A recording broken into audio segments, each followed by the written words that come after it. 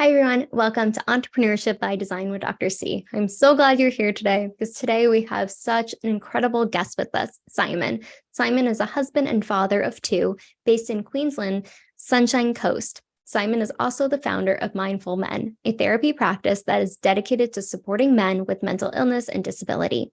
Simon's passion for mental health comes from living with Obsessive Compulsive Disorder, OCD, depression, anxiety, burnout over the past 30 years. Simon shares his story to inspire other men to share theirs. Thank you so much for being here today, Simon. It is such a pleasure to have you. And I would love for you to just dive into your journey, how you got here today, and then we'll go a little bit deeper. Yeah, thanks so much for having me. I'm really excited to be here and share my story. It's something I'm really passionate about. And my story, I guess, as a lived experience therapist here in Australia, is one that is, I guess, intertwined with 30 plus years living with mental illness myself. So since the age of 8, and I'm about to turn 40 this year. So live with obsessive compulsive disorder, depression, anxiety, and even experienced burnout in 2020 as well. So I know what it's like to be a client of the mental health system, but I also know what it's like to bottle things up for a long period of time. So my diagnoses were actually undiagnosed for 20 plus years. And for those years, I suffered in silence, like many guys in Australia, but also around the world. I interview a lot of guys around the world. It was kept silent because of the whole masculinity and culture of, suck it up, be a man. Guys, boys and men don't talk about their emotions and their feelings. And so I kind of bought into that as well. And so for 20 years, didn't have the words to talk about mental illness. And I remember, coming towards the end of my high school and going, I don't know what I'm feeling or experiencing. I know it's not quite right. I know it's in my head. And I would love to have a career that involved helping people just like me. I just didn't know how to go about it, because in the 80s and 90s and even the early noughties, like mental health discussions weren't really a thing, particularly where I grew up. And so I didn't know that you could be a counselor or a social worker or a psychologist or anything like that. Mm-hmm. And also noting that none of my family went to university. Like I didn't know that was a pathway for me. I just figured that you do university, or you do high school, you do university, you get a job in some sort of office somewhere, and that's pretty much it. And the Australian dream or the American dream or whatever dream it is, it's very similar around the world. And so I went on a bit of a 15-year roundabout tour of my career, and I entered the public service, and I became a public servant. And it wasn't until around 2018 that I just started to really realize that it wasn't lighting me up. I wasn't passionate about it. It was just a job after uni. And so I decided to go and study again. And this time I knew what mental health was. I'd been diagnosed by this stage. And so I went to my local university and I said, this is what I want to do. And I help people just like me. And the careers counselor introduced me to social work. And I'm like, yep, this sounds great. It's creative. It works in mental health. I can do what I want and not be so restrained, like I am in my public service career. And off I went. So I started doing that part-time as a master's of social work.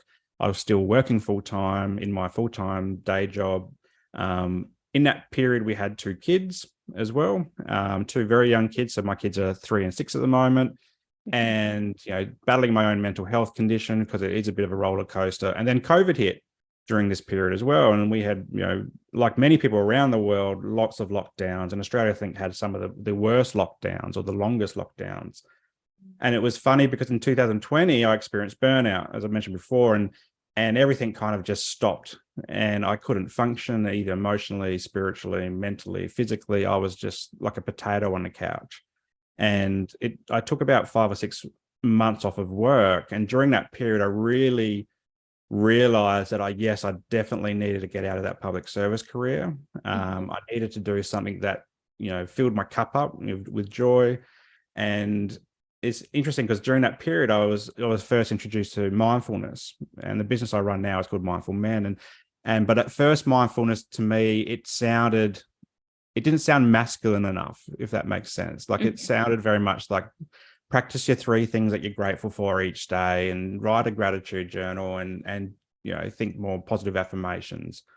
And I bought into that for a little bit, but it kind of withered away. I didn't really connect with it. Yeah. And so I parked it, and just continued on my therapy journey and got back to work after 5 or 6 months. But then I finished my degree and I'm like, I fell into a major depressive episode again. And I'm like, I really want to get out and do my own business. I want to start a therapy business, but I just didn't know how to do that because there was a few conflicts of interest with the work that I was doing at the time, with the work that I wanted to do. And the only real way to make it work was to quit my job. And I'd had this public service career for 15 years. How do you just quit your job when it's a stable income? We're seeing a lot of economic turmoil with COVID, and you can't just get jobs and they pay you $100,000 a year like what you're expecting in your old job. And so I was in a real pickle, and I didn't know what to do. And it's interesting how my transition came about, because it was a very consumerist issue that happened to me. My wife and I, we put a deposit down on a brand new car, and I'd always wanted a ute, which is a truck, if you're over in the US, and I'd always wanted this type of ute. It was a Toyota Hilux, and it had SA. The badge was SA, which is my initial, Simon Rinne. And I don't know why, it's a really silly reason to want this particular kind of ute, but it had SA on the back, and I loved it. And it would be my own branded car.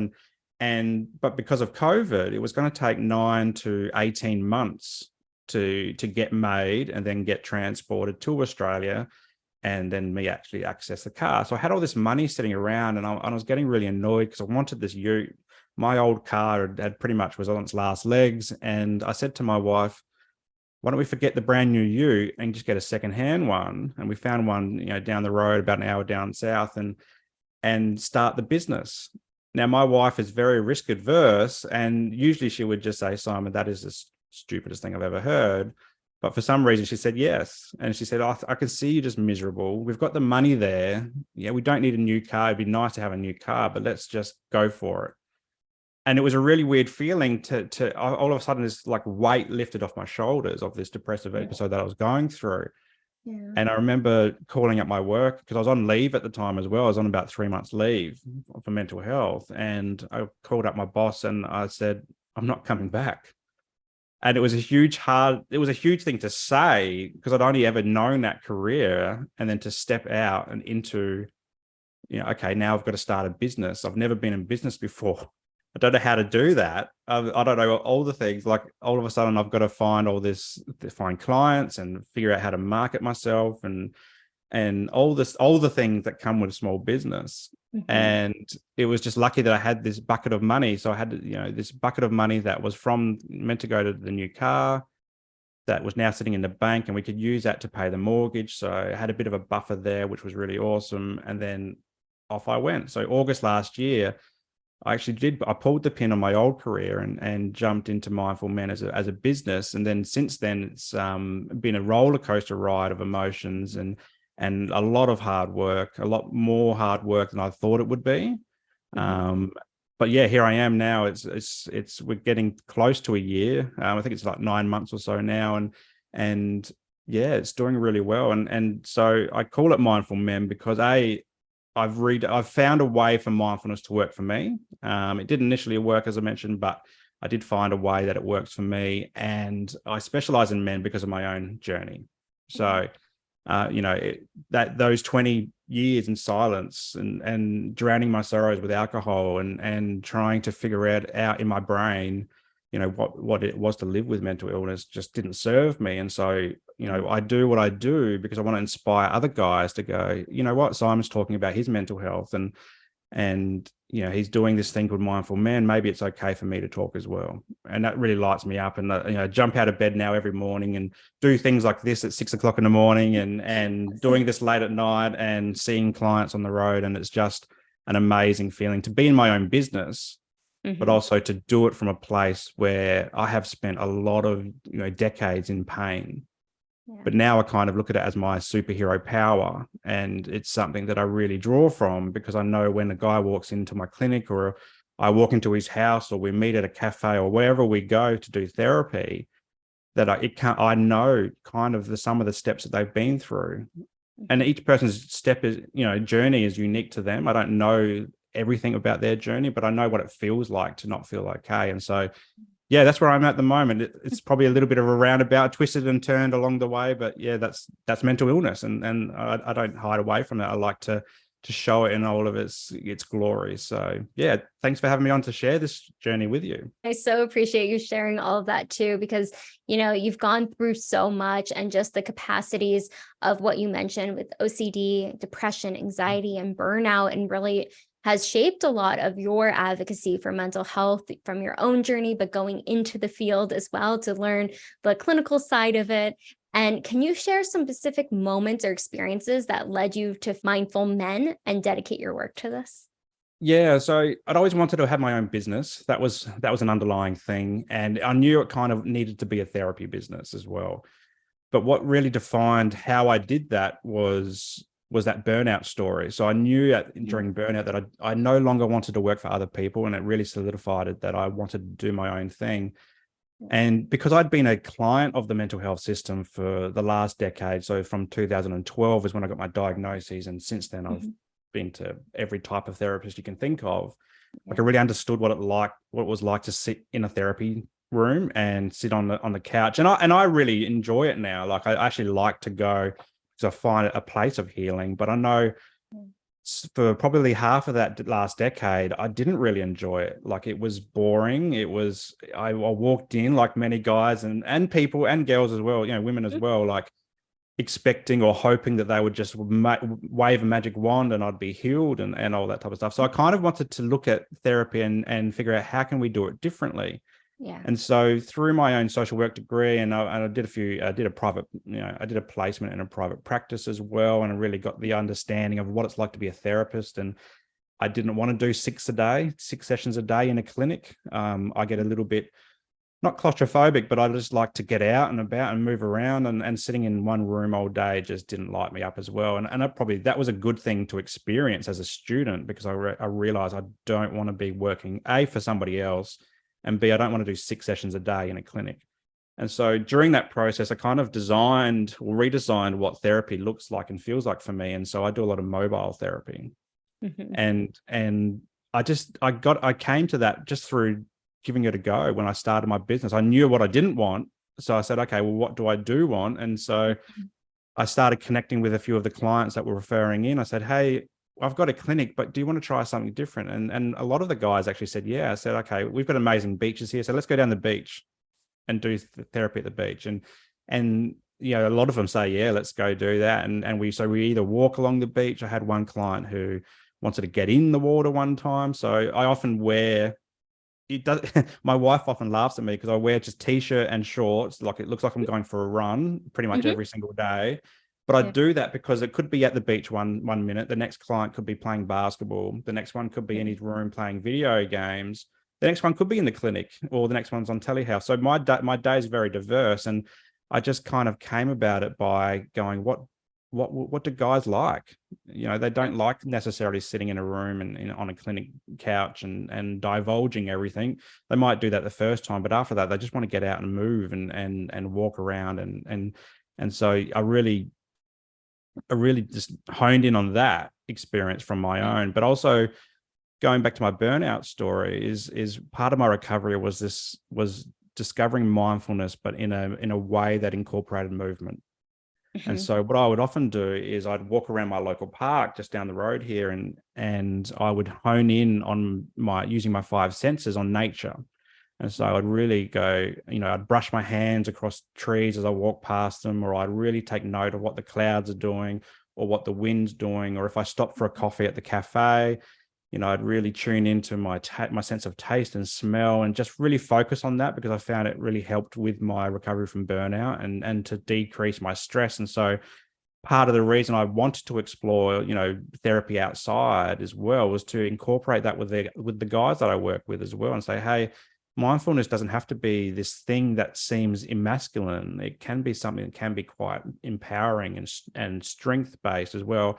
And you can do it on the move without anyone ever noticing it as well. You don't have to sit there and write gratitude journals and think of your big 3 things, because that only works for some people. But they really buy into this stuff on the move. And yeah, it's from those moments, either through my study or through my own recovery therapy, that I've kind of tweaked the way that therapy's done and I just call it therapy done differently. So yeah, that's kind of like some of those pivotal moments that led me to do what I do and how I do it as well.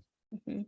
I love that you just redefined so many things that might have kept people. This is all I'm going to do. It's going to be in a clinic or a private practice. And coming from that world too, I felt a little trapped, like what you were saying, of just, I didn't want to be in a room all day, and I would see 12 clients on a daily basis. And it was just exhausting because I'm like, I like to be out in nature and all these other things. But I love that you redefined it of what works for you and being able to pull to those strengths for men in particular, being able to go to the beach or play basketball or video games and like diversify it so it doesn't feel stuffy. And I love also what you said too about the gratitude list, because I mean, I'm guilty of this.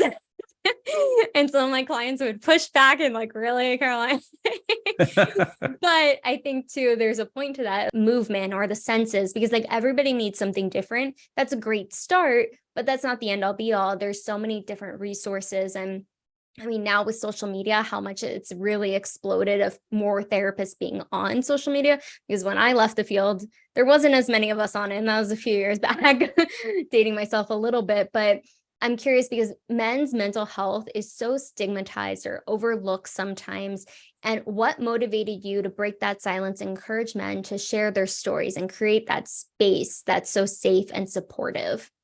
Yeah, I think it stems back to, I grew up in the 80s and 90s in an environment that was, well, mental health discussions weren't a thing back then, and not even into the noughties from my perspective as well. And I remember growing up, and if I cried for whatever reason, I'd be quickly told to suck it up, harden up. I played a lot of sport as well, so you'd see that on the sports field, you see it at school. And I bottled everything up. I didn't know how to talk about things. And I think having lived with OCD since I was 8 and it being undiagnosed, and it caused a lot of pain in my life. And I remember in my teens, getting suicidal ideation and not knowing how to process that, because I didn't have a way to talk about it. I didn't have a positive male role model to talk to about that. Like, I've got a dad, but dad doesn't talk about his emotions. It's one of those old school things, like, yeah, guys don't talk about this stuff. And it was even like it was even in the media as well. I remember watching things like The Terminator, Die Hard, Rambo. These are the movies that I grew up with. I watched wrestling on TV. Back then it was a little bit more physical than it is perhaps now.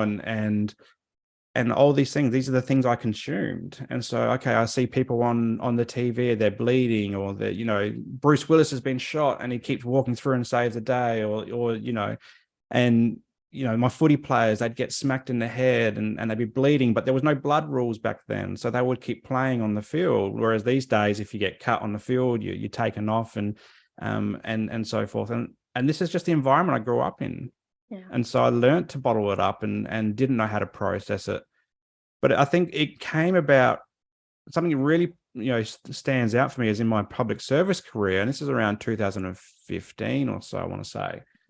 And for the first time, I heard this concept around doona days. So this idea of having a mental health day, because you just can't face the world. You need to just stay in bed, sit on the couch. You need to just disconnect.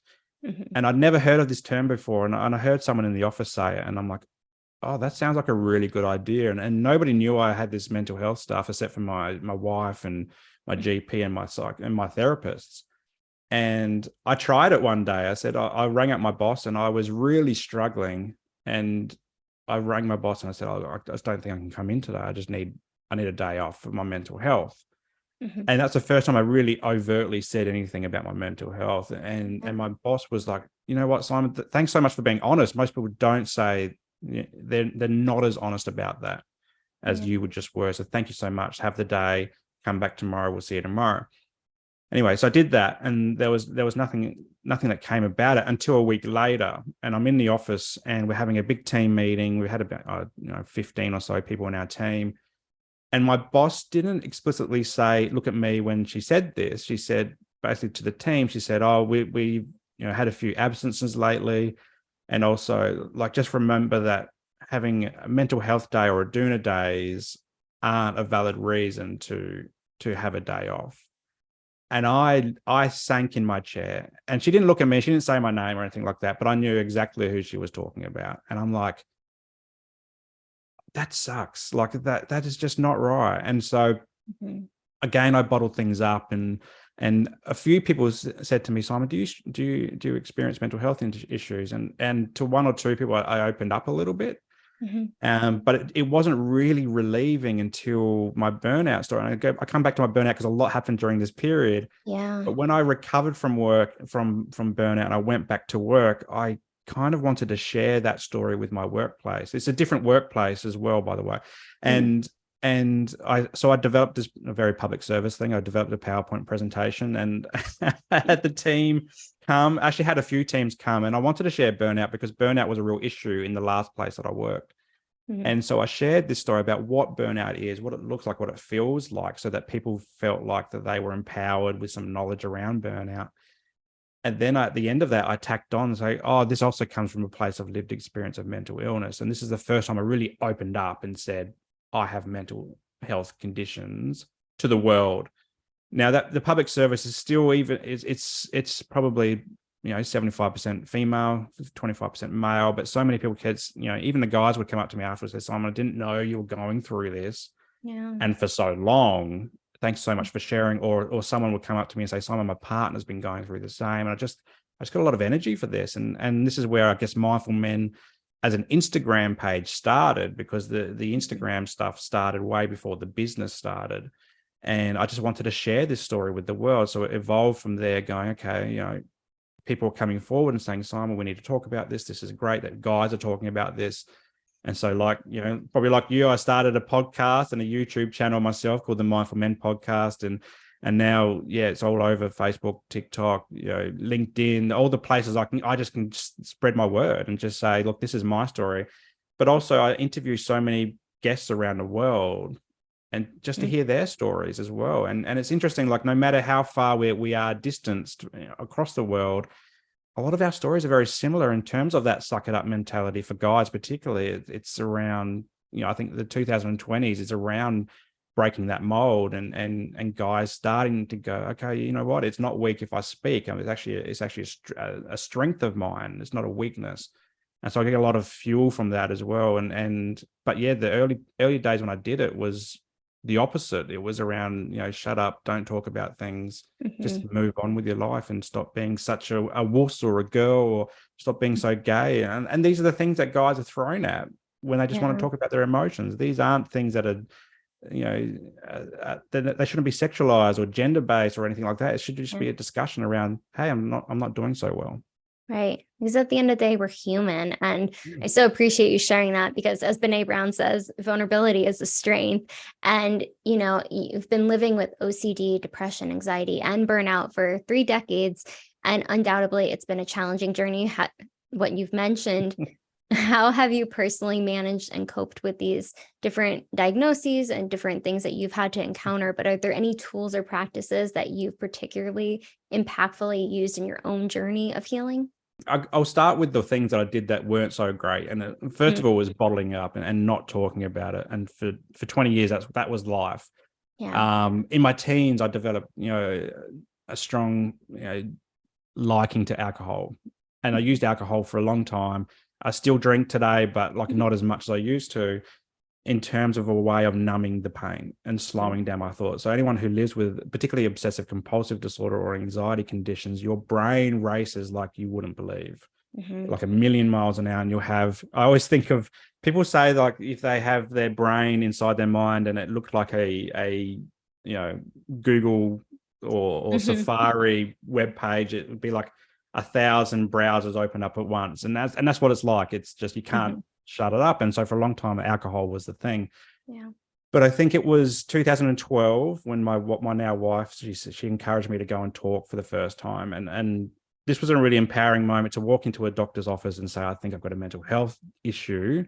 And then to get a subsequent diagnosis from a psychologist. So that's where the diagnosis of OCD, depression, anxiety came. And, I knew depression, I knew anxiety. I didn't know what OCD was. And then, but all of a sudden having this label, and a lot of people feel stigma around labels, but I feel like it's like, oh, this is what it is. Now I know. So now I'm a big proponent of knowledge is power. So by knowing what the diagnosis is, I can go, okay, what we can now deal with this in some sort of way. Right. Interestingly enough, I didn't deal with the OCD, and I think that's an issue in terms of the mental health system in Australia, particularly, is that there's not a lot of practitioners that deal with OCD. They deal with the anxiety, the depression, PTSD, other psychosocial conditions. OCD, there's few and far between therapists that do that kind of work. And so whenever I would go to a therapist, they would focus on the depression primarily. And I'm guessing those symptoms were coming through, but what the underlying aspect of that was the OCD, because when I was stressed, depressed, anxious, the OCD was through the roof. Right. And so it wasn't until I started that Instagram account that I discovered a world of people living with OCD, and I felt less alone. I'm like, oh, and then I was introduced to, through social media of all things, exposure response prevention, which is supposedly the gold standard for OCD treatment. And so I've trialed that in the recent years, but I think it all started with opening up and talking about things and doing the cognitive behavioral therapy, or doing the acceptance and commitment therapy, and just talk therapy, narrative therapy. But ERP was fantastic for the OCD. So now I've got some tools that are specific for OCD that I use. I'm still not great at them, but better than I was 10 years ago and 20 years ago, 30 years ago. But through that, I found mindfulness, and I love talking about mindfulness because at first, as I mentioned before, it didn't work for me. But I found through my social work studies and now as a therapist that there's a lot of cool grounding techniques, and it's really cool for managing things like anxiety and stress, because I live in a constant state of stress and anxiety. I think that's just the way my brain is naturally processed. But and it touches on that mindfulness on the move stuff that I talked about before. So it's about getting out and grounding myself in nature, or working with clients doing the same from a therapist perspective. It's around getting our feet in the sand, or our feet in the water as the water comes up, or it's about sitting at a cafe and you know, in a nice quiet spot and just reflecting on the coffee or the cake that we're eating, and actually just mindfully tuning into that.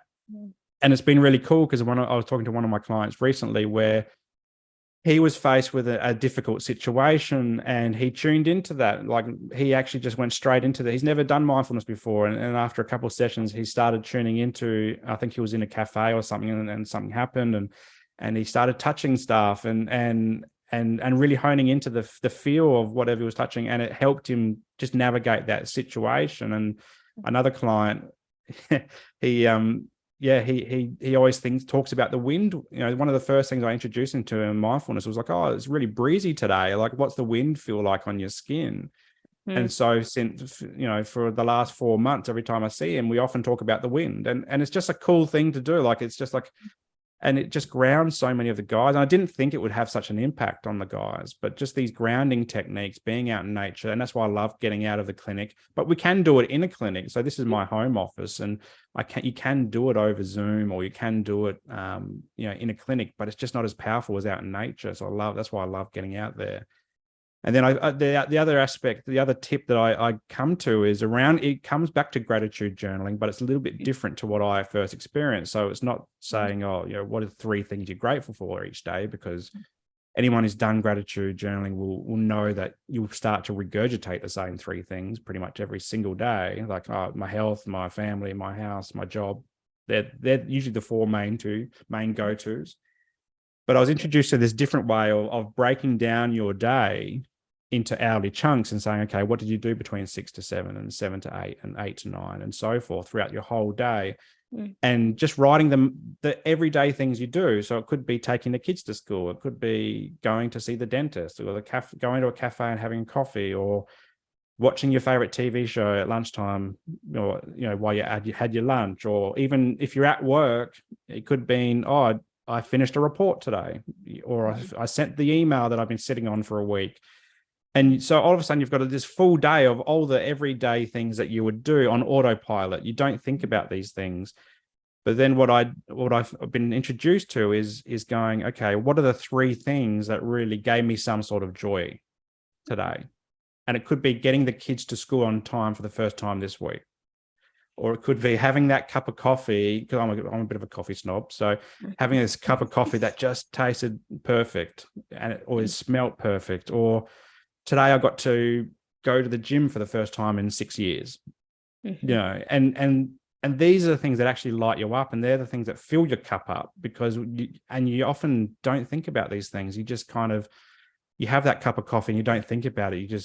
You're worried about what's next and what's next and what's next. But if we can ground ourselves in that moment, and I always say to my guys, be where your feet are, because your feet can only be in the present. You start to tune into these things a little bit easier. And then eventually you don't need the journal anymore. You can just do this on the go. You can walk around the block and go, oh, I really love that flower that I saw today. It's the first flower of spring.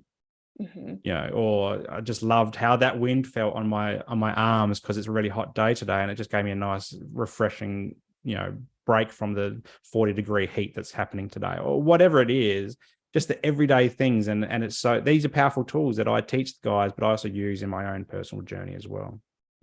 I love that. And, it's also being so present in the moment. And that's what I love about grounding techniques and exercises, because you're able to really focus in on how your toes feel in the sand, or how the breeze hits your skin, or just how that amazing cup of coffee, I'm a huge coffee person, but just how it tastes, or whatever it may be. But when you're in that moment, you're not worrying about what's next. All those feelings and emotions come through. Instead, you're just in that present moment. And with the work that you've done with mindful men, what are some of the common challenges or issues that you help men navigate? Getting them into therapy is one really big one. It's interesting. When I opened up I say open up the doors, it was a virtual thing at the start. And everyone said, oh, men's mental health is so important. It's so needed. This is such a great thing. But then the phone didn't ring. And I'm like, and the emails didn't come. And I'm like, where are all these people that everyone thinks this is so important for? I know it's important, but where are all the people? And so that's the hardest thing. It's getting out into places where guys can see me, or their partners, or somebody that they know can see me and go, oh, this service exists to start with. But for guys, and I do a lot in acceptance and commitment therapy. So that's a mindfulness-based therapy.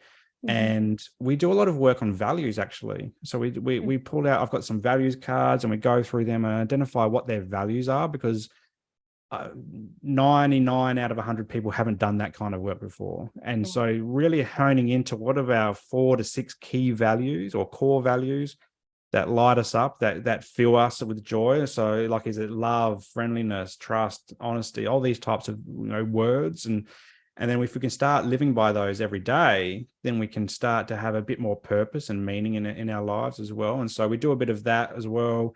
We do a lot of mindfulness on the move, just to have that, easy walking or exercise, or depends if you're in the basketball court, it can get a little bit, furious as well. I'm but sure. we do all these types of things. And then, I work with a few dads. So I'm a dad as well. So I love talking about parenting and the impacts of parenting, particularly for fatherhood and fathers and dads. And we often come last after the dog or the cat. It's mum, it's kids, it's animals. Then it's, oh, what's dad doing? Oh yeah, he's still losing his marbles over there. And so giving dads a space to go, you know what, parenting is hard. It's difficult. I'm tired. I'm stressed. I've got to, if I'm the one that's going to work, or if I'm a stay-at-home dad, there's a lot of dads that experience things like loneliness and shame. I remember I spent a bit of time trying to do the stay-at-home dad, and I'd take my kids to the shops to get things, and people would look at you like, oh, what's he doing? Shouldn't he be at work? Where's the mum? And like, oh, or you're babysitting your kids today.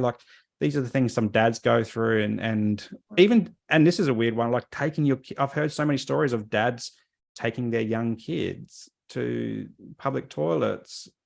You've got the parenting rooms at shopping centers, and being told to get out because it's not a space for dads. And so helping dads navigate through this type of stuff as well is really important for me as a dad with 2 as well. We talk a little about things like alcohol and drug use and how it's associated with mental illness. I also do a lot of work in the disability space as well. So helping guys, with complex disabilities, it could be psychosocial, it could be physical, intellectual as well. Just to come out of their shells and see their strengths and their purpose and things like that. So it is varied, but if I was to pick three things, it would be values, certainly, this sense of identity, trying to break free from that stigma and shame around talking around things, and yeah, a lot of parenting and substance abuse as well. So they're the kind of the hot topics that I deal with at the moment. Yeah, no, and I think they're very hot topics because it's something that's not fully addressed. And, there's this concept of just being very masculine and bottling up your emotions or not talking about it that's associated with suppressing your emotions. And how do you challenge these societal expectations and encourage men to embrace vulnerability and seek help for their mental health? What you were mentioning, the doors they were open, but people weren't flying in. I lead by example a lot. So I talk about my journey a lot, and I do it with purpose. It's on shows like this and my own podcast and my own social media, because I just want guys to see it first. And I often say to this, if for a new referral, if they're unsure about coming to therapy, because I get a lot of partners who ring me and say, Simon, can you work with my husband or my boyfriend or my son or whoever? But they're really trying to push them into therapy because they're worried about them. But the guy themselves doesn't really want therapy, or they just don't know it yet. Like they're still stuck in that mindset. So I lead by example. I show my vulnerabilities. Brene Brown's been great for that. And I just wear it on my sleeve and hope that guys see that as well. But when we're in sessions, we talk to things around why they're bottling things up or why they're using alcohol or drugs particularly, and a lot of it comes back to maybe histories of abuse, trauma, and then that's coupled with I didn't know how to talk about it. I wished I did talk about it back then. So just showing them the tools and sometimes I share some of my insight, my lived experience, but with purpose. It's not about me in sessions, but it's just like, hey, I can get you struggling here. This is how I've also done it as well. I had a really great breakthrough moment with a young fella. He's in his teens, and I don't usually do a lot of work with teens, more adults, but I've got a few teenage clients, and he really struggles with anxiety and like to an extreme extent as well. And I shared with him recently, like, you know what, I get scared too. And we talked about, and he's looked at me and he's like, you're a grown man, like what have you got to be scared about? And so I'd go into OCD and I say, look, this is what obsessive compulsive disorder did to me from 8, which is younger than what you are now, to almost 40. And and just talking about that, and that opened his eyes up, because he's like, this dude I'm sitting in the car with, driving around doing mindfulness on the move, like he doesn't like to go to clinics, so we would drive around. He loves to go for drives, and just sharing my story in a non-judgmental, non-intimidating way. It's just almost like it's just like normal talk. And it's weird because mental health things aren't things that you would normally just sit there and have a chat about, but I make it very sociable and just talk about it as if it's completely normal, which it is completely normal, which I think also helps to destigmatize the whole process as well. And I think that's a huge part of it, being able to normalize things and have those conversations, especially with teens in particular, because it's such a weird age. Like I used to work with a lot of teens, and they're not an adult, like they're not a kid anymore, but they're not an adult and they're figuring out their way. But I think when they can hear a story that resonates, when it serves that purpose to open up their eyes of, okay, everybody can struggle in different ways, and it's not a one size fits all of like what works best for them either. But I love that you've really led by example and just what you're putting out there and your experiences, because again, it normalizes it and doesn't make it this stigmatized thing that it's been for so long. And it's starting to slowly get less stigmatized, but got a long way to go. But I love the work you're doing, and being a husband and a father. How do you balance your responsibilities with running a therapy practice, but also advocating for men's mental health?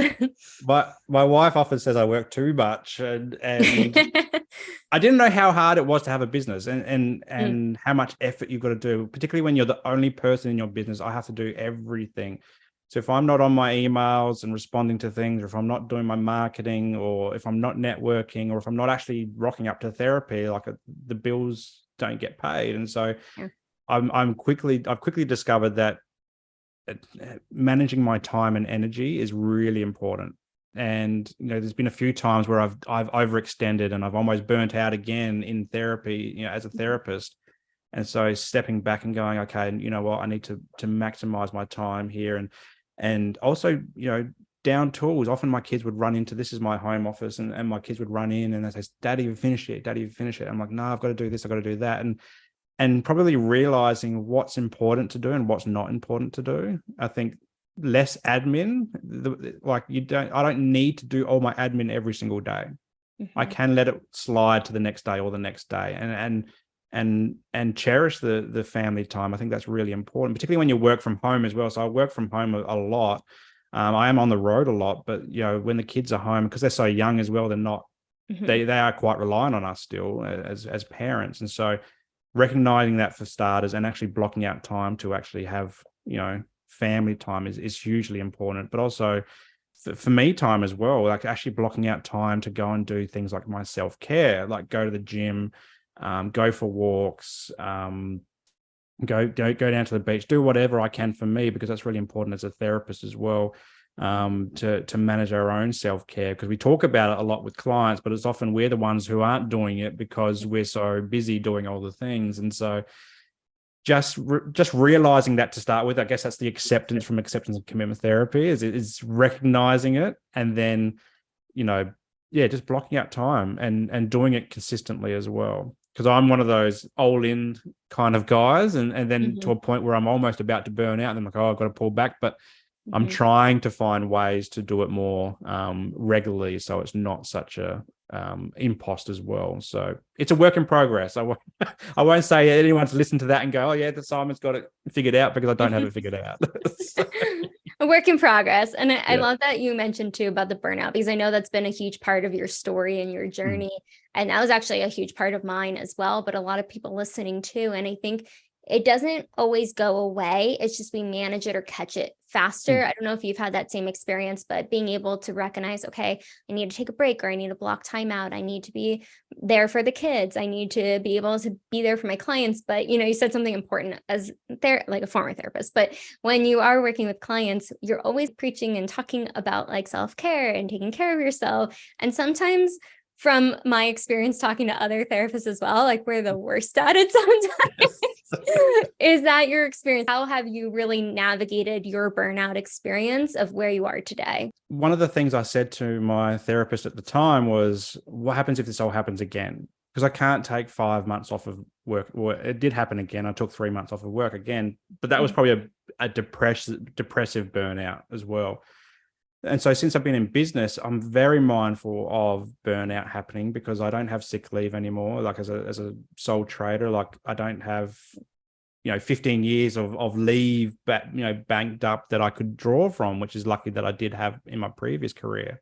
And so it's just about being mindful of what's happening. And I use external supervision as well. So as a social worker, I have an external supervisor, which is really useful to go and talk about things. And I picked a supervisor that is in private practice as well, and as kind of works on her own for a particular reason, because I wanted someone to understand what it was like to not just be a social worker, but be in a small business as well. And so we talk often about business in my supervision, as well as the client stuff and therapies. And just getting that different perspective and realizing that things will be okay is really useful, because when you're on your own, and business can be a very lonely place when you're a sole trader and you don't have anyone to bounce, don't have teams of people to bounce things off. You just have to trial and error it yourself and hope that you're doing okay. And I guess you are doing okay if the money's coming in because people are paying you. But at the same time, like you often question yourself. You have that imposter syndrome, seeps in. And so it's using things like supervision is really useful, or a business coach. I've had a few business coaches over the last few months as well, trying to accelerate the business, but also help me understand business as well, has really been really useful. Understand why is it important to go to networking events, for example, because I'm a social. I get socially awkward, social anxiety. And so I avoid those types of things. But what I've realized is that, the traditional things that I thought would work, like emails and Facebook ads, Google ads, it goes to a certain, like it's 1%, but like 98% of your referrals come from actually meeting people who are likely to send you referrals. And so reprioritizing that type of stuff. But I wouldn't have known that if I didn't have a business coach or a business mentor or even my supervisor as well. So just tuning into people around me that have more of an idea about business than I do has been really important. And that's helped navigate things like burnout and stress, because I'm not having to overthink everything and recreate the wheel, because the wheel's already been created. I've just got to find out who's rolling it. So yeah, that's essentially how I do it. And then also, yeah, just tuning into my own mental health. So I'm really, having been on my mental health recovery process for 11 years now, I'm really know when I'm struggling and if I need to go and see a therapist. Like I'm back at a therapist right now for the first time in 6 months or so. I just go and get a referral and I go do it, because it's so important for me to start talking about that type of stuff outside of the family home, because my wife, my poor wife, she's bore the brunt of it for a very long time.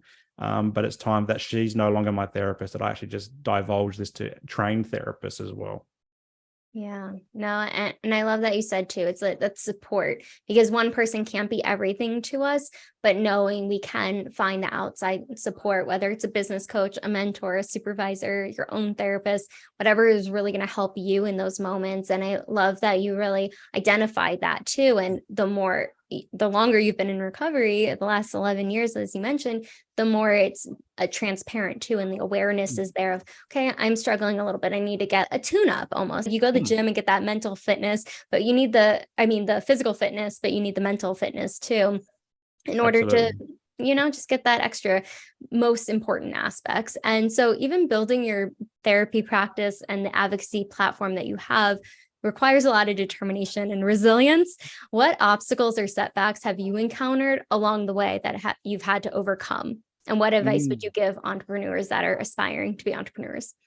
Yeah, absolutely. So living with obsessive compulsive disorder, perfectionism has been huge personality trait of mine for a long time. And everything would have to be perfect.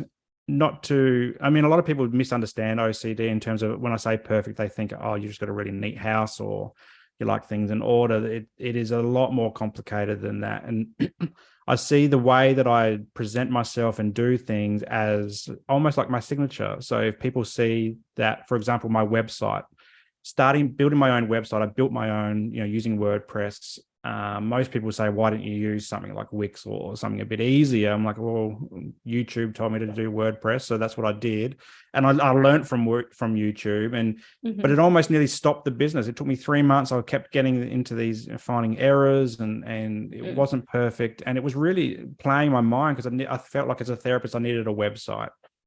And I needed to do this from day one, because that's how people find me. Because when I find a therapist, I look for a website. I don't look for a Facebook page or anything like that. I'm looking for their website. Right. And that really played on me. And so what I found through my social work degree and my practice is, all social workers have a practice framework. And I was introduced a few years ago to this concept called wabi-sabi, which is this Japanese concept around the beauty and imperfection. And so what I've been doing over the last few years is consciously trying to be not perfect and reduce that perfectionism, because perfectionism was a key driver towards my burnout as well. It was a key thing that I could no longer hit the bar of perfectionism that I set for myself. Nobody else set it for me. I set it for myself. And so for the last few years, I've been trying to break that cycle. My psychologist had recently said to me, Simon, you've got to learn how to fail.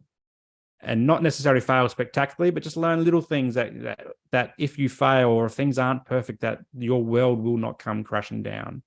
And so I managed to finish the website, a few little things there that I'm not entirely happy about, but I did it and I put it up. And then it was just around trying. I think perfectionism keeps coming back. It's like just not doing things perfect, just giving things a go, not overthinking it. I'm probably overthinking a couple of things at the moment. Like I'm trying to do some group program work that I'm developing. But also the things where I've just done it and gave it a go have actually come out really rewarding as well. And so I think that's been a key thing of trying to battle perfectionism and build a business at the same time. Another one is just, as I talked about before, is around the importance of networking and not undermining the importance of networking in the particular areas that you're working in. So for example, I work in disability and I do therapy in the disability space. But to get those referrals, I need to be networking with other people in the disability sector, which I never did. I just thought, I'd send an email and they would get my Open Now email and they'll go, oh, cool, Simon, let's give you a call. It doesn't work like that. You've really got to go out and network and show your face. And people like to see your face to the company, and hear your story and share your story and share why you do and why it's so impactful. And then the referrals start to come, and just know that it takes time. I think that it does take time. It takes a lot longer than you think to build those networks, because they've got to trust you to spend money with you or to refer someone to you. And then also, just as a therapist, and I'm constantly battling with this, and I'm constantly talking to my social work supervisor with this, is just know that you're doing a good job. Like, I'm often sitting in therapy and going, and in my mind, I'm like, what am I doing wrong? Like, this person not opening up as much today, or I feel like I don't have enough tools in my toolkit to help to provide them and cure them and all that type of stuff. And often it's just like, my supervisor would say, Simon, you're providing them with a safe space to be for an hour. Yeah. And just go with that, and realize that you don't have to provide them a tool or a tip or a technique or anything. Sometimes it's just nice just to sit in a room with someone and they can just share, or you can just have a chat. A lot of my therapy sessions might not even be a chat about anything mental health or disability related. It could just be two guys chatting. And it seems really weird, but at the same time, it's just giving them a space to share whatever, because it's their session as well. It's like as a therapist, we often go in going, okay, I'm going to do this, this, and this. That's not our purpose. Our purpose is just sit there and be there and provide the space, hold the space. And so managing that imposter syndrome of, am I a good enough therapist because we're not doing all the therapy things, has been a real challenge. But that's, I guess, where the benefit of supervision comes in, but also, embracing wabi-sabi, and that therapy isn't perfect. I'm not a perfect therapist. I'm not a perfect, public speaker, and I go off on a whole bunch of different tangents. This is probably reflective of my therapy sessions, actually. But it is the beauty and imperfection, and I love it, and I'm embracing it as the more as I go on, and I think that also helps me in my family life as well, because I'm not a perfect dad. And even though I'm a therapist, I still struggle, and I'm not a perfect partner at times. And when I walk in the door at night time, I'm not, even though I've got all the theoretical concepts in my brain about how to manage mental health, I still come home and I'm just like, aggro or grumpy or depressed, anxious, all these, they still happen to me, and just embracing that and going, you know what, I'm human as well. We mentioned, the humanity of us as therapists is, I'm human, and I accept that, and I'll just go with it as well. No, you're absolutely right. Nobody is perfect. It doesn't exist. And the humanized aspect of it, you can go through different aspects of that, but understanding too, like, you can have the theories in your head. And, oh, well, this is how you handle this problem. But that's not reality. And even to speak to what you're saying about therapy, half the time I feel like I'm rambling in session. I'm like, I don't even know if I said anything important. But I think it's just having that space to know you get to go there at certain points and have that. And I appreciate you sharing just like the building blocks that you've gone through personally, professionally, and what are some of the tangible tools in the sense of softwares or programs or apps that you've used to build your business? There's a program called Galaxy. I'm not sure if it's international. I think it may be, but it's just a software program that I use for case notes and bookings, and it does all my invoicing and all that type of stuff. But outside of that, it's very simple. Like, it's Zoom if I need to. If I'm doing telehealth with guys across Australia, I do it. It's driving around and just being with guys. Some of my tools and that I use is a basketball or a footy, or it's walking along the beach. Like, it's nature. Nature's in my tool in terms of therapy as well. So I don't overcomplicate it, and I think that's a good reason I don't overcomplicate it, is because then the perfectionism stuff would come in. Like, is everything, perfect if I use a certain type of platform, but I just want to simplify it and make it accessible for everybody. So aside from Galaxy, I don't use anything outside of what's naturally available to me. I love that. And definitely, it sounds like a great software. We don't have it here. At least I've never heard of it. So always adding new things to my list. But can you share a success story or any moments of transformation that you've witnessed through your work with Mindful Men? I think I'll probably merge a few clients together just for that privacy reason. But I think it comes down to that mindfulness on the move stuff. It's introducing guys to the concept of mindfulness and going, it's not just the gratitude journaling, which they usually refer it to, but it's this moment of being present while we're walking around and grounding ourselves in nature. And there's a few clients that I've worked with where they really enjoyed. We went through like a bit of a rainforest walk with one guy, and we often laugh because we were talking about leaves on a stream, which is this concept in acceptance and commitment therapy where a thought might come into our minds, and then instead of wallowing on it and letting it infest our brains and take us too many tangents, we just let it go. And the whole concept of a leaf, floating by on a stream, it's just, it comes and goes and it is what it is. But we found this moment where there's a leaf was going around in circles because there was a stream happening, happened to be where we were.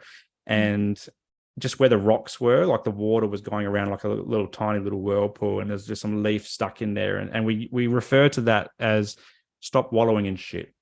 It just goes around and around, and we have this image of that, and he laughed about it, and he always brings it up now, and that's how it is. That's what therapy looks like with me. It's talking real.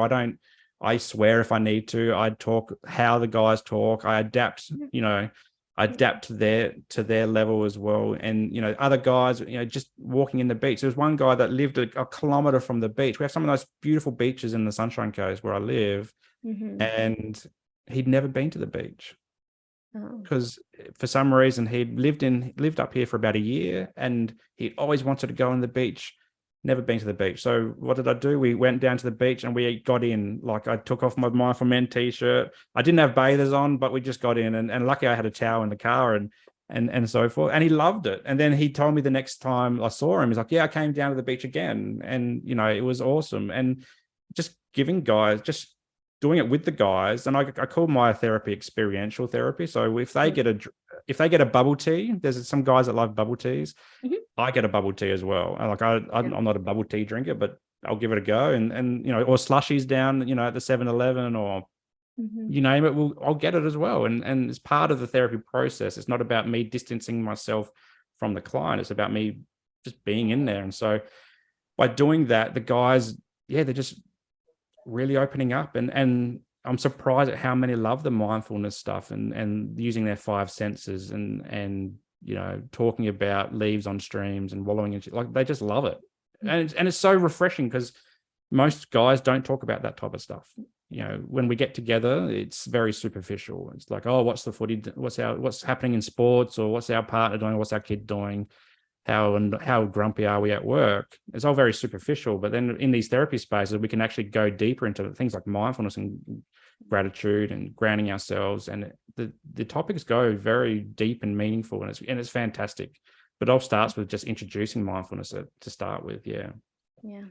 No, and I think it's such a big part of therapy, but also everyday life, because when we're more in the moment, we can experience more things, or we're able to release a lot of things too, instead of focusing on the next thing. Or especially, I have anxiety as well. Those things that come up, the more mindfulness I do in particular, the more I feel in the moment. And I do more like mindful eating, movement, those things too. I started with the gratitude. I mean, I still do it here and there, but how do I bring it back in? But lastly, what message or words of encouragement would you like to share with men who may be struggling with their mental health? What do you want them to know about their own resilience and the potential for healing and growth? Oh, I love how you brought up the word resilience, because it's something that many people, not just guys, don't realize they have. And so I love this concept of like, I saw this on Instagram or Facebook or somewhere. It's like, you've survived 100% of your worst days. Yes. No matter how dark yesterday was or challenging those 30 years were or whatever, you're still here, still rocking up, living life. It might not look like the life that you wanted it to look like, and you might be stuck in bed or anything, but you still wake up, you're still here on earth. And so I love that concept because it shows that resilience, we all have it. We all have resilience and we're all strong. And I reflect on that with the guys that I work with. It's like, well, what did you do last time when you were in this kind of funk? Did you go to the gym, or did you fix up your eating? Did you stop drinking so much? Did you stop taking so much drugs? Did you talk to someone? And we just pull into their toolkits and they go, oh yeah, I did this last time and it really helped. Okay, well, let's do that again. That's your resilient factor. That's your strength.